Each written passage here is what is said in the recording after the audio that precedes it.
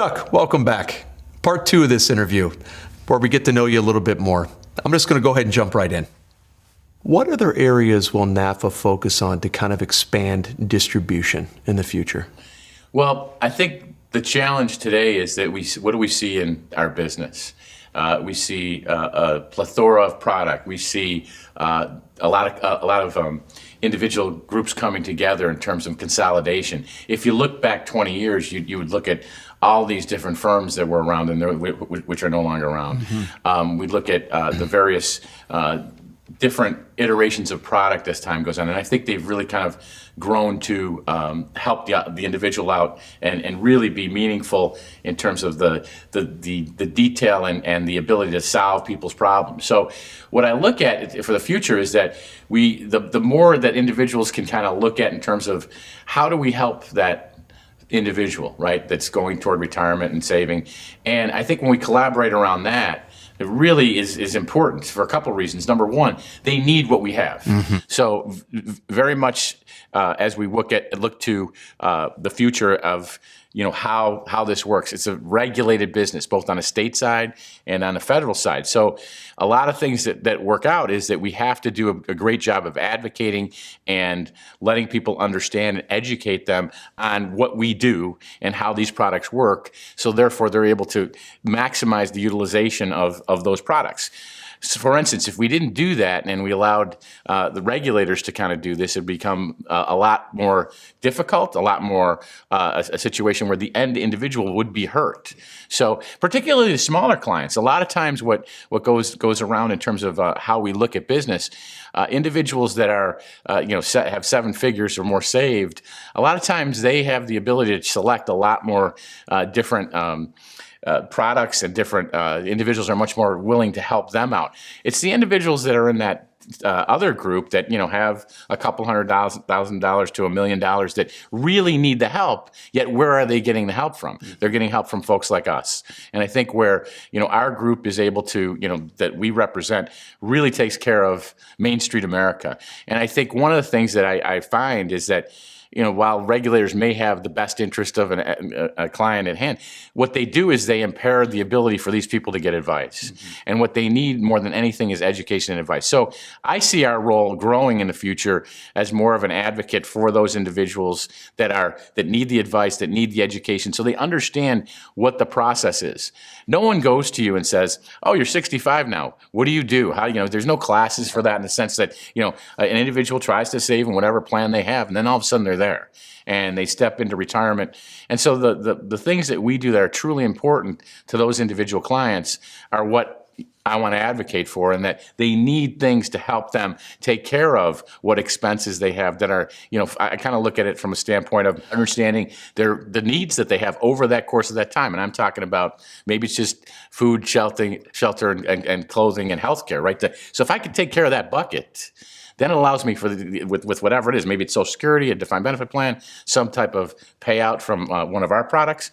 Well, then they're secure for the rest of their life in a sense from those basic needs. Mm-hmm. And if I feel like that, I'm that way as an individual, walking around Middle America, I have the ability then to really kind of have a much greater time and the ability to kind of utilize things for the things that I want. Mm-hmm. I want to hang out with my grandkids. I want to travel. I want to do these things. So if I have that needs taken care of, then I have a lot more flexibility over time, and I never have to worry about not having assets there for me as I grow older. So, you mentioned a couple minutes ago collaboration. We're in an industry that prides itself on that word independence.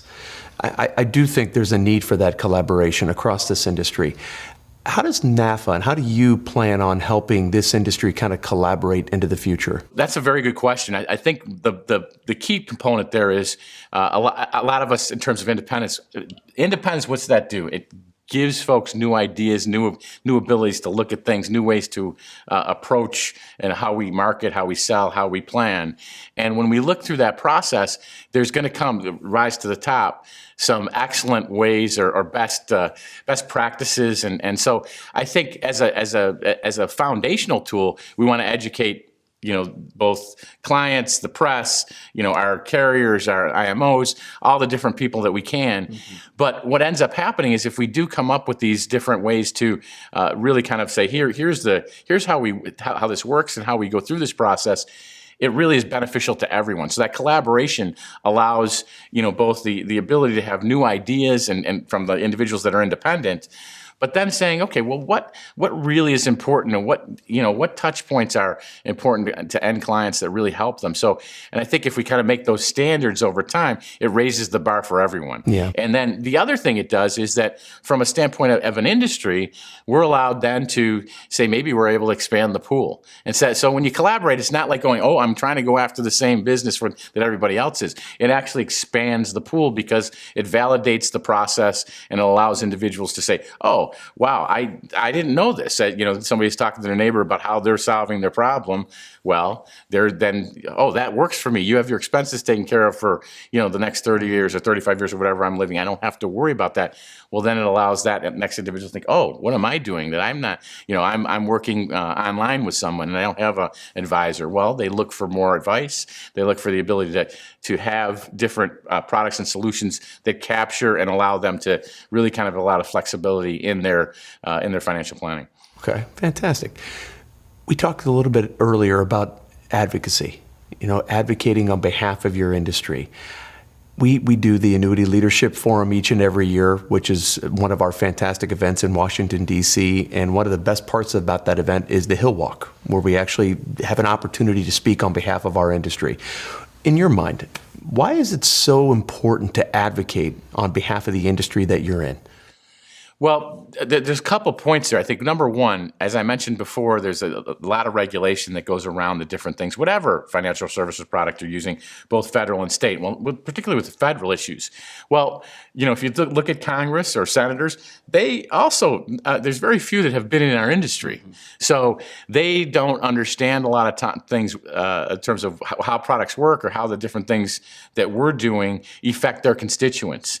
So what I think is very important is that we want to make sure that we're educating those that are making the laws how this impacts their constituents. And so, just as I mentioned, if their constituents then all of a sudden are not able to access advice or access products that are really going to help them in the future, well, then they ultimately aren't doing their job. So we're able to help them do their job better by educating them on what we do, so that ultimately this wave of baby boomers and then Gen X and are able to kind of retire successfully and have the ability to really have payouts for the rest of their life and be able to smooth out the ability when we have this market volatility, or they have, a lot of folks have aversion to loss, so that we're able to look at those individuals and say, okay, this is what you need and this is how it helps out. So ultimately, I think that the key is that you're able to kind of educate those legislators just as you would a client, and then they can kind of look at how what we're doing affects them.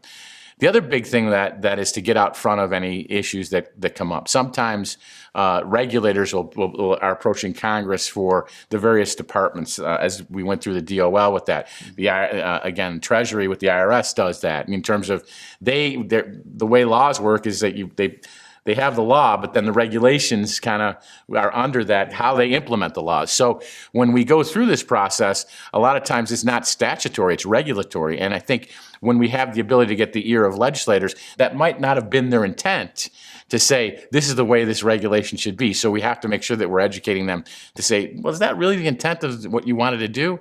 And so if it ultimately harms their constituents, we can get out in front of that and work through the process with them. Thank you. This has been absolutely fantastic. A wealth of information.